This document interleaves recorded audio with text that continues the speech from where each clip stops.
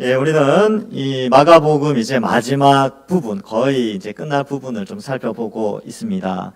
특별히 예수님의 신문 받으시고 또 재판 받으시며 또 십자가에 달리시는 장면을 통하여서 우리가 잊지 말아야 될 우리 신앙의 가장 중심에 있는 예수님의 십자가에 대해서 오늘 함께 또 배워보도록 하겠습니다. 여러분, 이 십자가에 대한 이해는요, 우리 신앙의 거의 기초와 같습니다. 그래서 이 십자가에 대한 가르침은 영유치부에서부터 어린아이들이 태어나면서부터 십자가라는 이 용어에 익숙하도록 가르치고 있는 것이죠. 그만큼 우리 신앙의 가장 중심에 이 십자가에 대한 이해가 있다는 것입니다. 그래서 어렸을 때부터 계속해서 십자가를 듣고요. 또 2000년 동안 교회가 이 십자가를 잊지 말자는 의미에서 예배당의 꼭대기에는 항상 십자가 모양을 하고 예배당을 짓게 되었습니다. 그래서 우리 동산교회도 그렇죠. 바로 이 예배당 제일 꼭대기에 십자가를 둔 것이지요. 근데 사실 이 십자가는 사형틀입니다. 사형틀. 그러니까 어떻게 보면 2000년 전에 로마 사람들이 갑자기 그럴 리는 없지만 지금 시간 여행을 해서 지금 우리나라에 와서 보면 깜짝 놀라죠. 왜냐하면 이 예배당에 사형틀이 이렇게 다 있는 거예요. 그러니까 그만큼 이 십자가는 저주의 모양이었고, 또 일반 로마 시민들 사이에서는 이 십자가라는 용어 자체가 굉장히 금기시된 그런 용어였습니다. 그러나 그 끔찍한 저주의 십자가를 예수님께서 지시기 위하여 이 땅에 오신 것이죠. 그래서 이 우리의 신앙의 핵심이 되는 십자가에 대해서 오늘 그 의미와 예수님께서 그럼 왜 이렇게까지 십자가에서 죽으셔야만 했던가, 그것을 다 안다라고 생각하지만 다시 한번 반추를 하고요. 또 빠른 세상 가운데 여러분들 많은 것들을 보고 이 자리에 오셨을 텐데 오늘 이 시간에는 예수님의 십자가를 바라보는 그런 시간을 잠시 가져보고자 합니다. 자, 33절에 보면 제6시가 되매 온 땅에 어두움이 임하여 제9시까지 계속하더니 이렇게 되어 있는데, 이 6시가 몇 시냐면 정오입니다. 과거 유대인들의 시간 개념은 이 해가 뜨면서부터 7시가 되면 1시, 8시가 되면 2시, 오전 9시가 되면 3시 이렇게 됩니다. 그래서 십자가에 달리신 시간이 언제냐 하면 바로 3시, 오전 9시가 되죠. 그래서 마가복음 15장 25절 우리가 읽은 본문 위쪽에 보면 이렇게 되어 있습니다. 때가 제3시가 되어 십자가에 못 박으니라 이렇게 되었죠. 있지요. 그래서 3시간쯤 지났을 때가 이제 33절에 나오는 내용입니다. 예수님이 십자가에 달리시고 3시간쯤 지났을 때에 온 땅에 어둠이 임하여 제9시까지 계속되었습니다. 3시간 정도 태양이 빛을 잃은 것이죠. 물론 구름이 껴서 그랬는지 아니면 태양 자체가 빛을 상당히 많이 상실했는지 알 수는 없지만 어쨌든 그 당시에 골고다 근처에 있었던 수많은 사람들이 혹은 많은 사람들의 증언이 그 시간 가운데 어둠이 있었다라는 것을 이 마가가 기록하고 있는 것이지요. 사실 이제 이 6시, 낮 12시가 되면 햇볕이 가장 강렬할 때입니다. 빛이 가장 강할 때지만 예수님의 십자가 앞에서 그 빛마저도 힘을 잃고 마는 그런 분위기지요. 그래서 34절에 보면 제9시에, 9시는 이제 오후 3시가 됐죠. 그러니까 오전 9시에 못 박히시고 오후 3시에 이제 운명의 시간이 되신 것입니다. 제9시에 예수께서 크게 소리 지르시되 엘리 엘리 라마 사박다니 하시니 이를 번역하면 나의 하나님 어찌하여 나를 버리셨나이까 하는 뜻이라 이렇게 기록하고 있습니다. 그렇다면 우리가 여기서 이 마가복음에서는 예수님이 십자가에 달리셔서 이 한마디를 남기신 것처럼 보이지만 실제로는 마태, 마가, 그리고 누가, 요한복음에 보면 예수님의 말씀, 십자가상 이 6시간 동안 십자가에 달려 계시면서 7마디를 하시게 됩니다. 그래서 그 7마디를 비록 오늘은 요 한마디이지만 이 십자가에 달리신 이 장면을 통하여서 우리가 이 시간 이 7마디를 좀 살펴보도록 하겠습니다. 첫 번째는 누가복음 23장 24절에 보면 이렇게 기록되어 있습니다.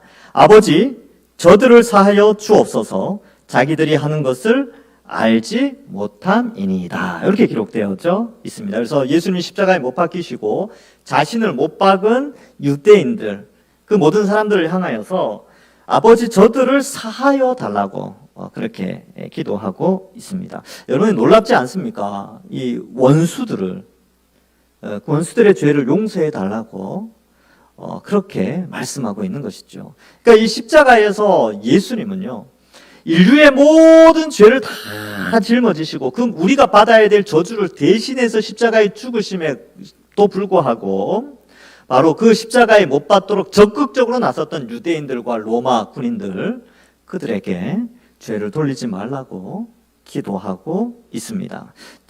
이 부분이 중요합니다. 왜냐하면 다음 주 설교와도 연결되어 있기 때문에 그렇습니다. 두 번째는 누가복음 23장 43절에 내가 진실로 내게 이르노니 오늘 네가 나와 함께 낙원에 있으리라.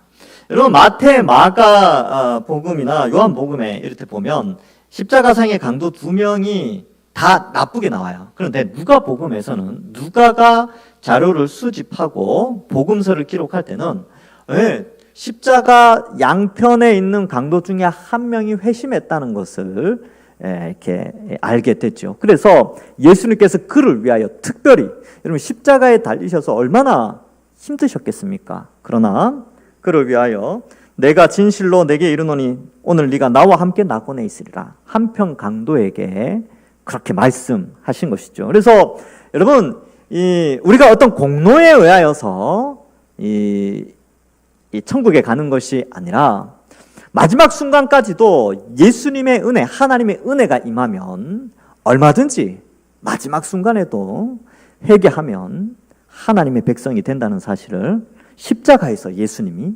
보여주고 있는 것입니다. 그리고 요한복음에 보면 요한복음 19장 26절과 27절에 여자여 보소서 아들이니이다 하시고 또 그 제자에게 이르시되 보라 네 어머니라 라고 하며 요한에게 마리아를 부탁하는 그런 장면이 나오게 됩니다. 그리고 오늘 읽은 말씀은 마태복음과 마가복음에 동시에 나오는데요. 마태복음 27장 46절, 마가복음 15장 34절에 나의 하나님 어찌하여 나를 버리셨나이까 라고 이제 말씀이 나오게 됩니다. 그리고 요한복음 19장 28절에는 내가 목마르다 라고 말씀을 하시죠. 요한복음 19장 28절입니다.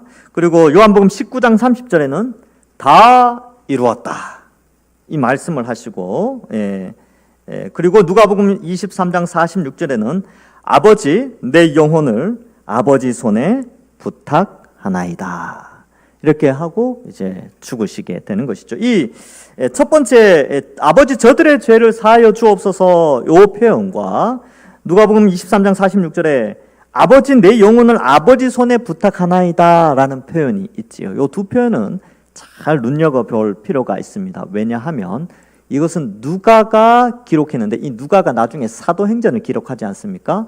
근데 이 예수님의 말을 스데반이 그대로 따라하게 되는 것이죠. 이게 요 장면이 이제 다음 주 주일 설교에 예수님의 십자가에서 7마디 중에 두 부분을 스데반이 그대로 따라하게 되는 것이죠. 그래서 누가가 우리에게 주는 교훈이 꽤 있습니다. 오늘 다음 주 주일날 말씀을 드리고요.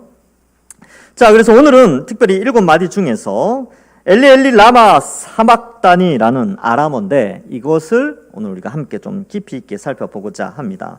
여러분 예수님은요 하나님이십니다. 예수님은 피조되어지거나 태어나거나 어떻게 만들어지거나 그런 존재가 아니라 스스로 계시고 영원 전부터 영원까지 스스로 계신 전능하신 하나님이시죠. 성부 하나님, 성자 하나님, 성령 하나님 이 삼위의 하나님이 일체로 유일하게 그 어떤 신도 없이 성부, 성자, 성령 하나님만이 유일하신 삼위일체 하나님임을 우리는 믿고 있습니다. 그래서 여러분 이 예수님도 창조의 창조 때 함께 하셨죠. 창세 전부터 계셨죠. 위대하시고 크신 하나님이십니다.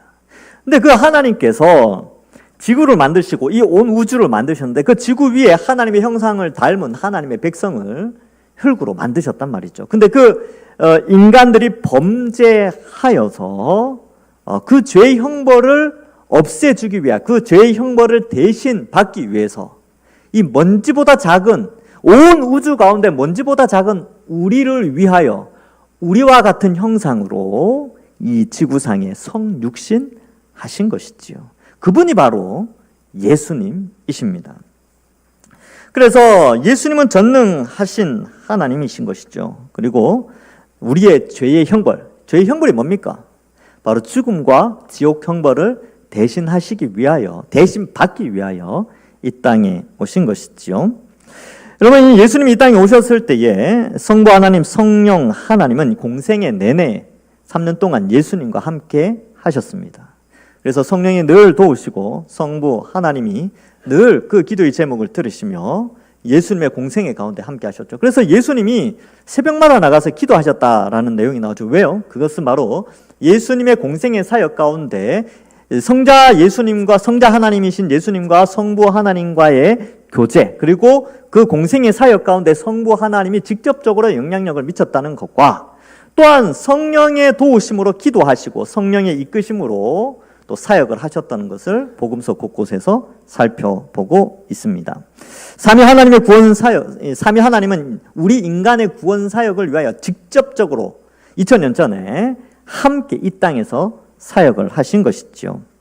이처럼 예수님이 이 땅에 영광스럽게 오셔서, 영광스러운 예수님께서 이 땅에 오셔서 먼지보다도 못한 우리와 같은 존재를 위하여서 십자가에 죽기 위하여서 이 땅에 오신 것이죠. 그런데 오늘 분위기는 이 성부, 성자, 성령 하나님이 연합해서 인간의 이렇게 구속 사역을 위해서 이제 멋지게 일을 하든 이렇게 죽은 자를 살린다든지 바다 위를 걷는다든지 그죠, 물고기가 많이 잡히게 한다든지 이런 기적을 나타낸 것이 아니라 이 삼위일체 하나님의 어떤 단절되는 모습을 좀 보여주고 있어요. 이게 무슨 말이냐 하면 성부, 성자, 성령 하나님은 늘 함께 동행하시고 함께 하시며 우리를 위하여 우리를 구원하는 이 사역에 늘 함께 하시는데 오늘 예수님의 십자가에서 이 고백은 마치 그 성부, 성자, 성령 하나님의 삼위일체가 깨트려지는 것과 같은 그런 표현을 하고 계시는 것이죠.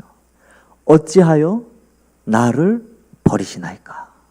이것은 굉장한 이 충격이지요. 그래서 여러분 이 표현은 삼위일체 하나님은 단 한 번도 영원 전부터 영원까지 시간이라는 것이 존재하면서부터 단 한 번도 나뉘어지신 적이 없고 분리되신 적이 없습니다. 그런데 이 십자가상에서 예수님은 그 분리의 고통을 말씀을 하시는 것이죠. 그래서 나의 하나님 어찌하여 나를 버리셨나이까.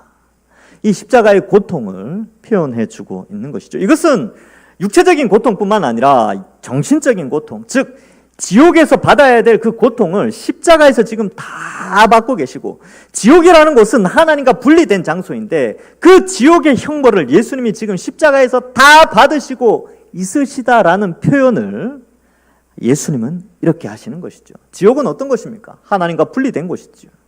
하나님으로부터 버림받은 장소가 바로 지옥입니다. 그런데 예수님이 십자가에서 바로 그 지옥의 고통을 감당하고 있다는 사실을 이 한마디 말로 우리에게 알려주고 있는 것이죠. 이 표현은 늘 영원 전부터 영원까지 함께 하시는 삼위일체 하나님의 분리의 고통을 나타내고 있는 것입니다. 실제로 분리되었다 이런 것은 아니지만 그만큼 고통스러운 자리였다는 것이죠. 왜요? 그 고통은 사실 우리가 받아야 되는 고통인데 예수님이 대신 받으셨습니다. 예수님이 십자가에 달리셨을 때 성부 하나님의 마음은 얼마나 아프셨겠습니까? 늘 공생애 가운데 함께 하셨던 성령 하나님의 심령은 얼마나 찢어졌겠습니까?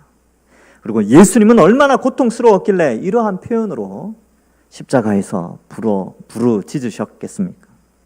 그래서 이 신의 속성을 가지심에도 불구하고 완전한 인간으로서 인간의 형벌을 대신하고 계시는 것입니다. 죽음이라는 인간이 받아야 될 형벌을 신이신 예수님이 대신 받고 계시는 것이죠.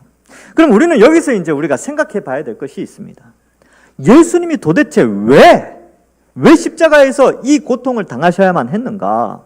신이신데 우주를 창조하시고 지구를 만드시고 우리를 빚으시고 하나님의 형상대로 우리를 만드신 그 예수님께서, 성자 하나님께서 왜 이 고통을 당해야 했는가? 왜 이 장면을 오고 오는 모든 세대에게 성경을 통하여 보여주시는가? 이 교훈이, 이 십자가의 의미가 굉장히 중요합니다. 이걸 기억하시고 오늘은 암기하셔야 됩니다. 첫 번째, 십자가는요, 사실 우리가 실제적으로 본 적이 없습니다. 이제 간접적으로 보는 것은 영화를 통해서 보는 정도지요. 근데 영화를 통해서 봐도요, 십자가는 너무나 끔찍합니다. 지켜보는 사람도 괴로울 정도로 괴롭지, 힘들죠. 근데 왜 성경에 그것을 상세하게 기록하고 수많은 역사 자료들이 십자가 형벌에 대한 내용들을 기록하고 있느냐 하면, 첫 번째 교훈입니다. 죄가 혹은 죄의 형벌이 그만큼 크다라는 것을 보여주고 있습니다. 여러분, 죄의 형벌의 크기는 그 사람의 죄의 크기를 보여줍니다. 자, 맞죠? 법원에서 형벌을 내린단 말이죠. 근데 형벌이 징역 10년, 징역 30년, 사형, 무기징역, 이거 어떤 기준에 의해서 내려집니까? 바로 죄의 무게감에 의하여서 형벌이 결정됩니다. 십자가에 달려 죽으시는 성자 하나님이 죽으시는 장면을 통하여 오고 오는 모든 세대 사람들에게 무엇을 가르쳐 주고 있느냐 하면, 우리가 하나님 앞에서 지은 죄가 이만큼 크다는 것을 나타내고 있는 것이죠. 근데 우리는 이렇게 생각해요. 아니, 나는 그렇게 큰 죄 짓지 않았습니다. 나는 이때까지 태어나서 사람들 물건 훔친 적도 없고, 남에게 거짓말 한 적도 별로 없고, 거짓말 한 적 없다 그러면 그것도 거짓말이죠. 별로 없고, 남을 때리지도 않았고, 나는 오히려 다른 사람 도와주고 착한 일 많이 하고 선행을 많이 했습니다. 근데 그런 내가 저 처참한 지옥과 같은 그 고통을 당하는 게 말이 됩니까? 내 죄는 그렇게 무겁지 않습니다 라고 말할 수 있지만, 하나님은 전 인류의 죄가 십자가에서 죽는 그 지옥의 고통보다 더 크다는 것을 예수님의 십자가를 통해서 보여주고 있는 것이죠. 그래서 첫 번째는 죄가 얼마나 큰 무게감을 가지고 있는가, 도대체 얼마나 큰 죄길래 저렇게까지 예수님이 죽으셔야 하는가를 보여주는 것이죠. 그 죄는요, 바로 역적의 죄입니다. 반역죄예요. 그래서 그렇게 죽으신 겁니다. 하나님이 지구를 만드시고 인간을 만드시고 모든 만물을 만드셨죠. 온 우주를 만드시고 이 온 우주 위에, 만유 위에 이 모든 것들을 다스리시고 통치하시는 하나님이신데, 그 왕이신, 만물의 왕이신 하나님을 반역했기 때문에 그렇습니다. 반역했다는 게 뭡니까? 그의 다스림에 순종하지 않은 것이죠. 그의 다스림을 거부한 것입니다. 하나님을 믿지 않고 예수님을 믿지 않는 것이죠. 그것은 곧 반역죄입니다. 우리는 이렇게 생각합니다. 죄는 이렇게 남 때리고 훔치고 그죠, 그러한 정도의 죄를 생각하는데, 성경에서 말하는 인간이 죽어야 돼, 지옥 가야 되는 죄는 반역죄예요. 아무리 착한 사람도 반역죄는 국가에서 사형에 해당됩니다. 전시에 상관에게 불복종만 해도 사형인데, 한 나라의 왕을 반역했다는 것은 당연히 죽음이죠. 근데 한 나라의 왕을 반역해도 죽음인데, 온 만물의 창조주를 반역한 것은 당연히 지옥 고통을 당하는 것이죠. 그래서 십자가를 통하여서 인간이 하나님께 무슨 죄를 지었는가를, 그 죄의 크기가 얼마나 큰가를 우리에게 보여주고 있는 것입니다. 그래서 여러분, 오해하시면 안 되는 게, 이 땅을 살아가면서 예수님 믿지 않는 사람들 중에서 정말 착한 사람들 있잖아요. 우리가 생각해 볼 때 죄 안 짓는 사람들, 야, 저 사람은 진짜 천국 갈 것 같아, 막 우리 생각에. 와, 저렇게 착하게 살다니, 막 그죠? 막 남 돕고 자기 열심히 벌어서 막 남 다 도와주고 착하고, 남이 때리면 맞고 있으면서도 막 다 받아주고 막 착하며, 그리고 막 의인상 받고 막 착한 상 받고 막 그런 사람들 있잖아요. 근데 그런 사람들이 하나님을 안 믿으면 어떻습니까? 반역죄예요. 하나님을, 왕이신 하나님을 거부한 반역자입니다. 그들도 역시 반역죄로 지옥에 가는 거예요. 그러니까 그 죄가 얼마나 큰가 이것을 보여주는 것이지요. 그래서 십자가는 바로 인간의 죄가 얼마나 큰가를 우리에게 시청각으로 보여주는 것이 바로 이 십자가입니다. 그래서 결국은 하나님과의 관계 단절을 의미하며 그 죄는 불순종의 죄죠. 그래서 죄의 형벌이 얼마나 큰가를 보여주고 하나님께서 죄를 얼마나 싫어하시는가를 또한 보여줍니다. 자, 이제 첫 번째가 우리의 죄가 얼마나 큰가를 보여주는 것이 십자가고요. 두 번째는 바로 하나님이 죄를 이렇게까지 미워하시고 싫어하신다는 거예요. 하나님을 반역하고 불순종하고 죄를 짓는 것을 하나님은 너무너무 싫어하십니다.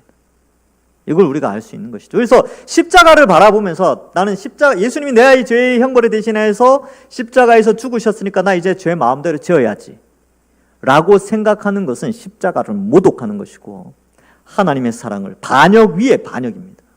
그래서 십자가를 생각하면요, 거룩하게 사는 그런 마음이 회복돼야 되는 것이죠. 성령께서 그것을 깨닫게 하기 때문에 그렇습니다. 그래서 하나님이 죄를 너무 싫어하신다는 것을 우리에게 보여주는 것이죠. 그래서 우리 죄가 이렇게 큰가? 하나님이 죄를 이렇게 싫어하시는가를 깨달으면서 우리는 뭘 알 수 있냐면 하나님의 공의를 알 수 있습니다. 공의라는 것은 의인에게는 상을 주고 죄인에게는 벌을 주는 공평한 재판관의 성품이죠. 그래서 하나님은 이처럼 죄에 대해서 철저하게 심판하신다는 것을 십자가를 통해서 볼 수 있고요. 자, 이제 그 다음으로 이제 세 번째 우리가 십자가를 통해서 알 수 있는 것은요, 야, 하나님의 용서가 이렇게 크구나. 여러분, 자기 독생자 아들을 죽이시기까지 우리를 용서해 주세요. 반역죄를 지은 우리를 위하여서 성자 하나님이 먼지 같은 우리와 같은 존재를 위하여 우리와 같은 모습으로 이 땅에 오셔서 대신 십자가에서 형벌을 받으셨어요. 우리를 향한 용서의 크기를 보여주고 있는 것이죠. 창조주가 우리의 죄의 형벌을 대신하여 십자가에 죽으셔서 우리 죄를 용서해 주셨습니다. 용서의 크기죠. 십자가는 죄의 크기를 알려줄 뿐만 아니라 또한 용서의 크기도 그만큼 크다는 것을 우리에게 알려주고 있는 것입니다. 우리가 그렇게 크게 용서함을 받았어요. 이거는 춤을 안 출 수가 없어요. 춤추지 않을 수가 없습니다. 이 십자가 앞에서 우리는 기뻐하지 않을 수가 없는 것이죠. 너무나 큰 용서함을 받았습니다. 사형수인데 대법원에서 사형 3일 후에 사형 그랬는데 갑자기 저녁에 사형에서 면제. 얼마나 큰 은혜입니까? 얼마나 큰 용서입니까? 이 용서의 크기가 어마어마하다는 것을 십자가에서 보여주고 있는 것이죠. 그 다음에 네 번째가 하나님의 사랑의 크기를 보여주고 있습니다. 여러분, 한 생명이 천하보다 귀하다는 말이 십자가에서 증명되어진 거예요. 여러분, 천하는 하나님이 만드신 거랑 피조물에 불과해요. 근데 그 한 생명 살리기 위하여 천하를 만드신 성부, 성자, 성령 하나님 중에 성자 하나님이 이 땅에 오셔서 대신 죽음에 이르며 성부 하나님과 성령 하나님과의 삼위일체 하나님이 분리되는 고통 가운데서 그 한 생명 살리고자 예수님이 십자가에 달려 죽어주셨습니다. 그 사랑이 얼마나 큰지요. 우리를 향한 사랑이 이 우주보다도 큰 사랑으로 우리에게 십자가를 통하여서 그 큰 사랑을 나타내어 주신 것이죠. 그럼 이 큰 사랑 받았습니다. 십자가에서 하나님의 사랑이 확증되어진 것입니다. 그래서 많은 사람들이 그러죠. 하나님 왜 나를 안 사랑하십니까? 나는 이것도 안 되고 나 저 사람과 비교했을 때 이렇고 저 사람과 비교했을 때 이렇고 저 사람과 비교했을 때 하나님 나를 별로 덜 사랑하시는 것 같다 라고 하는데 아니요. 그때마다 다시 십자가를 바라보는 것입니다. 하나님이 이렇게 나를 사랑하시는구나. 여기까지 이렇게까지 성자 하나님, 창조주 하나님이 먼지보다도 작은 나를 위하여서 2000년 전에 나의 죄의 형벌을 대신하기 위하여 이 땅에 오셔서 그 큰 사랑과 용서를 베풀어 주셨구나. 이것을 십자가를 바라보면서 깨닫게 되는 것입니다. 얼마나 감사한지요. 그래서 이러한 것을 우리에게 나타내고 있는 것이죠. 엘리 엘리 라바 사박다니, 나의 하나님 어찌하여 나를 버리셨나이까. 삼위일체 하나님의 분리와 같은 고통을 처음 예수님도 여기에서 처음 느껴보셨을 텐데, 그 지옥의 고통, 육체의 고통과 정서적인 고통과 존재로서 신으로 존재해오던 그 예수님께서 죽음에 이르는 피조물의 그 고통에 이르는, 그렇게까지 우리를 사랑하셨다는 것을 또한 우리는 십자가를 통해서 볼 수 있습니다. 자, 이제 35절 36절에는 또 사람들이 조롱을 하지요. 그리고 37절에 예수께서 큰 소리를 지르시고 숨지시게 됩니다. 완전한 죽음을 의미하죠. 완전히 죽었다라는 것을 의미하기 위하여 42절에는 장사까지 지내게 됩니다. 그래서 우리의 죄의 형벌을 완전히 대신하셨다. 그리고 십자가를 통하여 우리의 지옥의 고통을 완전히 대신하셨다라는 것을 보여주고 있는 것입니다.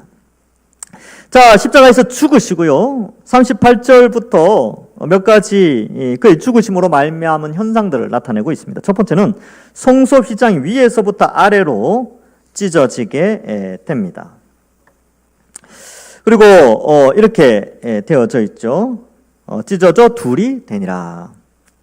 여러분, 우리가 십자가를 바라보면서 십자가에서 예수님 죽으심을 바라보면서 여러분, 우리 신앙의 아주 핵심이 십자가에 있다는 것을 깨닫죠. 그래서 고린도전서 2장 2절에는 사도 바울이 이렇게 말합니다. 내가 너희 중에 예수 그리스도와 그의 십자가에 못 박히신 것 외에는 아무것도 알지 아니하기로 작정하였습니다.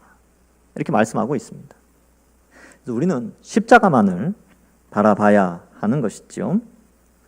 자, 그래서 성소의 휘장이 찢어졌어요. 이 표현이 나오는데, 성소의 휘장은요, 거기를 통과할 수 있는 사람은, 휘장을 통과하는 사람은 제사장밖에는 통과를 못 합니다.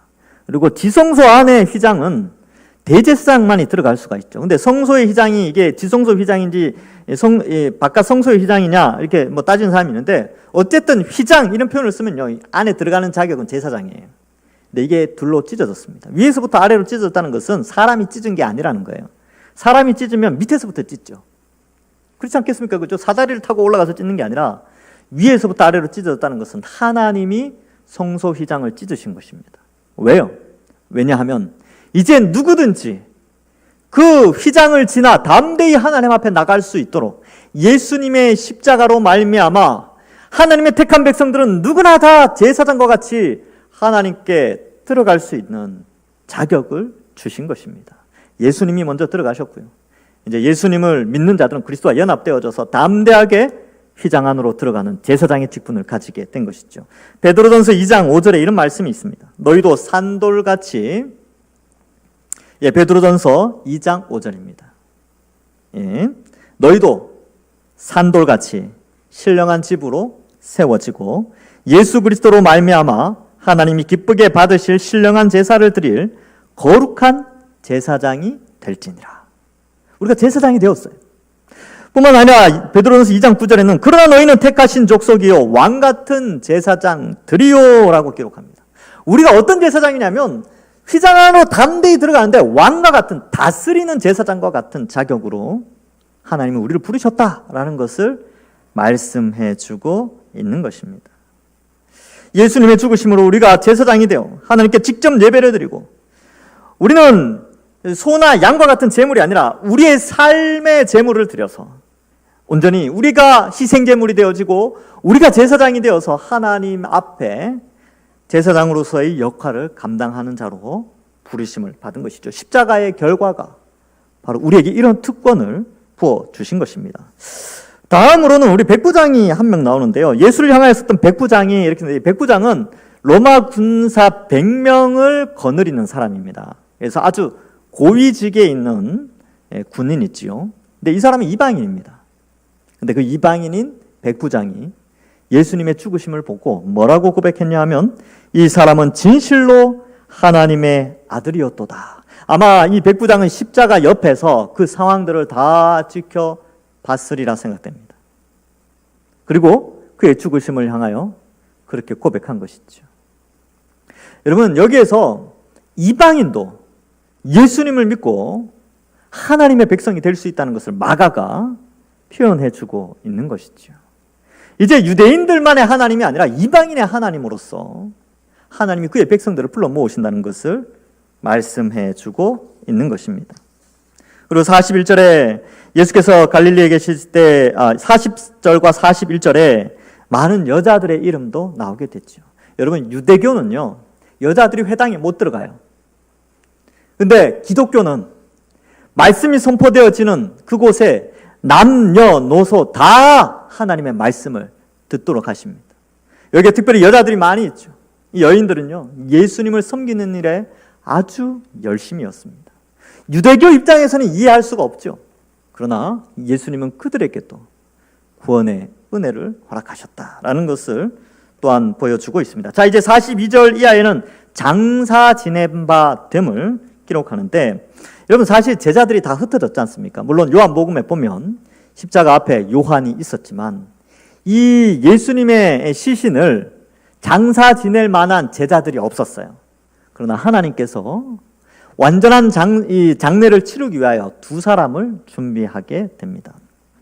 42절에 보면 이날은 주일일 곧 안식일 전날이므로 저물었을 때에, 그래서 다른 성경에 보면 다음 날이 안식일이기 때문에 양평 강도는 다리를 부러뜨려서 미리 죽이게 됐죠. 그러나 예수님은 이미 요한복음에는 창에 찔리시죠, 그죠? 그래서 이미 다 피와 물을 쏟으시고 이미 운명하시게 됩니다. 그래서 43절에 아리마대 사람 요셉이 와서 당돌이 빌라도에게 시체를 달라고 하지요. 근데 이 아리마대 요셉의 그 프로필을 보면 존경받는 공회원입니다. 여러분, 이 예수님을 죽인 사람들이 공회원의 사람들이에요. 대산해드린 사람들입니다. 근데 이 아리마대 요셉이 대산해드린 소속인지 아니면 지방산해드린 소속인지는 알 수는 없어요. 그러나 공회원이다 라는 것으로 봐서 굉장히 높은 직분에 있었다. 하나님은 아이러니하게 공회원들이 연합하여서 예수님을 죽였지만 그 가운데 택하신 백성을 한 명 두어서 예수님을 장사 지낼 수 있는 권력자 중에 한 명을 택하여 예수님의 장사를 지내게 한다는 것이죠. 일반 사람들 같았으면 빌라도 앞에 나가서 말도 못하죠. 근데 공회원 중에 한 사람을 택했고요. 근데 여기는 한 사람밖에 안 나오는데 요한복음에 보면 니고데모도 함께 하게 됩니다. 그래서 어쨌든 이 아리마대 요셉이 당돌이 빌라도에게 나갔지만 그 전까지는 아리마대 요셉에 대한 내용이 없습니다. 왜 그랬냐 하면 요한복음에서 그 내용이 나와요. 요한복음 19장 38절에 보면 아리마대 사람 요셉은 예수의 제자이나 유대인이 두려워 그것을 숨기더니, 이렇게 돼 있어요.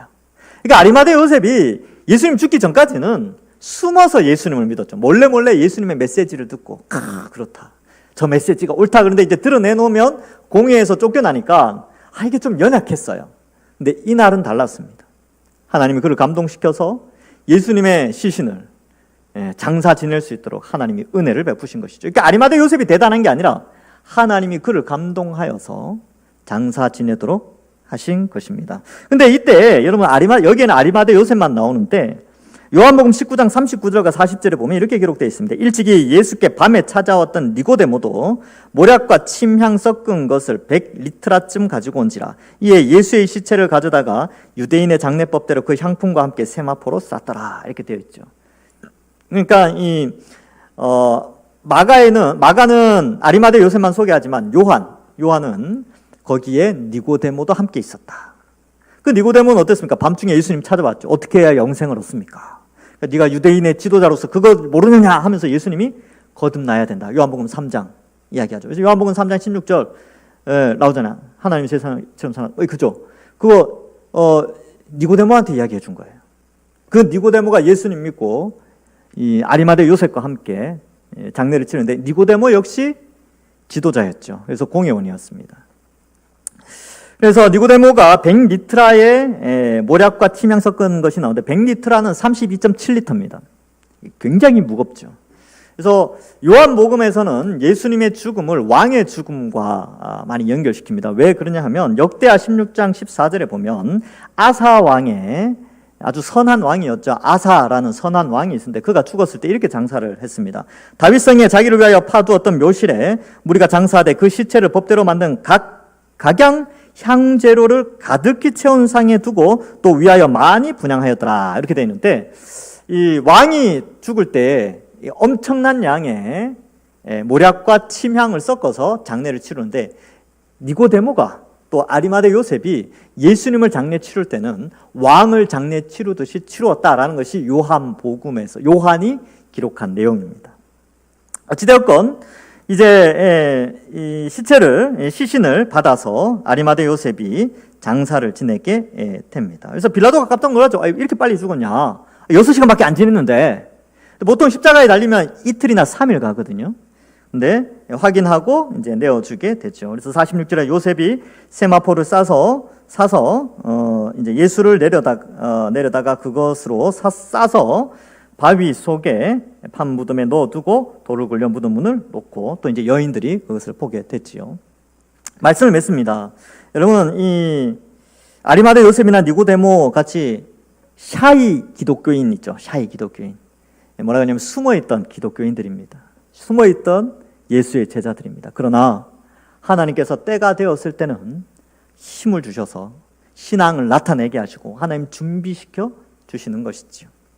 이러한 자들에게 예수님의 죽으심을 나타내고 또 예수님에 대한 예수님 확실히 우리의 죄의 형벌을 대신하여 죽으셨다라는 것으로 이 장사됨을 나타내고 있습니다.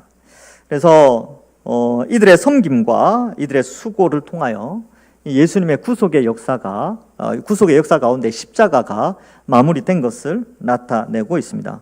그러나 오늘 본문에서 우리가 특별히 생각해야 될 것은 바로 십자가죠.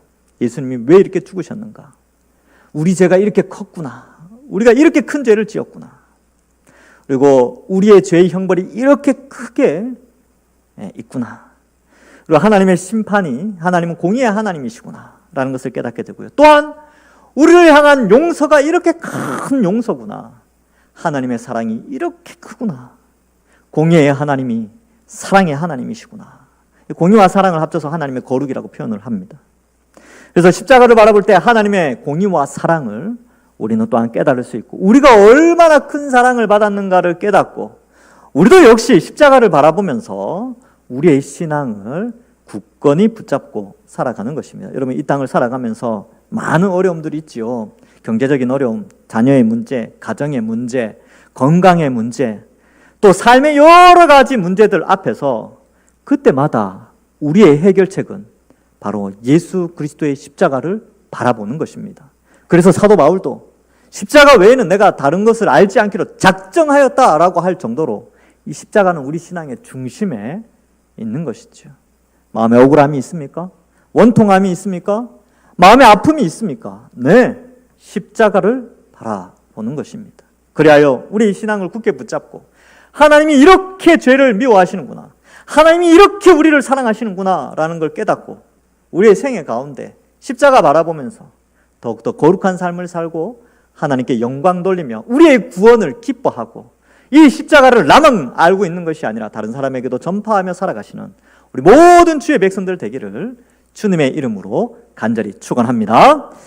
기도하겠습니다. 하나님 감사합니다. 우리를 택하시고 구원하여 주셔서 하나님 백성 삼으시고 예수 그리스도의 그 큰 십자가의 사랑, 그 큰 용서, 또 그 십자가를 통하여서 우리에게 죄가 얼마나 큰지를 보여주시면서 그 가운데 하나님의 사랑을 나타내어 주시니 감사합니다. 이제 우리도 십자가 바라보면서 죄와 싸워 이기게 하시고 또한 하나님 자녀로서 그 십자가 바라보면서 하나님의 크신 사랑에 힘입어 하루하루 성령의 인도하심을 받아 거룩하게 살아가는 저희들 다 될 수 있도록 축복하여 주시옵소서. 모든 삶의 역경과 어려움 가운데 인간의 힘으로는 도저히 해결책을 찾을 수 없는 그러한 삶의 막다른 골목과 같은 때에도 십자가 바라보면서 용기 잃지 않고 하나님 의지하며 살아가는 우리 모든 주의 백성들 될 수 있도록 인도하여 주실 줄 믿사오며 예수님의 이름으로 기도하옵나이다. 아멘.